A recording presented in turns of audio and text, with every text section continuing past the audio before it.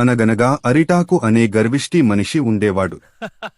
తన దగ్గర ఉన్న ధనం, శక్తి చూసి దేవుడినే లెక్క చేయడు. నా బలం నా చేతుల్లోనే ఉంది, దేవుడు ఎవరు అని రోజూ గ్రామంలో గొప్పలు చెప్పేవాడు. ఒకరోజు గ్రామానికి వచ్చిన వృద్ధుడు, దేవుణ్ణి అవమానించకు నాయనా, వినయం లేకపోతే శాపం తప్పదు అని హెచ్చరించాడు. అరిటాకు నవ్వుతూ, దేవుడు ఉంటే నన్ను శిక్షించమను అన్నాడు. అదే రాత్రి దేవుడు కలలో దర్శనమిచ్చి, నీ గర్వానికి పాఠం చెప్పేందుకు నీకు శాపం, నీవు చేసే ప్రతి పని ఫలితం నీవే అనుభవిస్తావు అన్నాడు. మరుసటి రోజునుంచే అరిటాకుకు కష్టాలు మొదలయ్యాయి.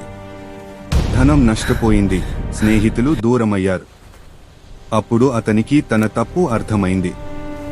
దేవాలయానికి వెళ్లి కన్నీళ్లతో ప్రార్థించాడు. అరిటాకు మారిన హృదయాన్ని చూసి దేవుడు శాపాన్ని ఉపసంహరించాడు. అప్పటినుంచి అతడు వినయంగా జీవించాడు. నీతి, గర్వం శాపానికి కారణం, వినయం దేవుని ఆశీర్వాదానికి మార్గం.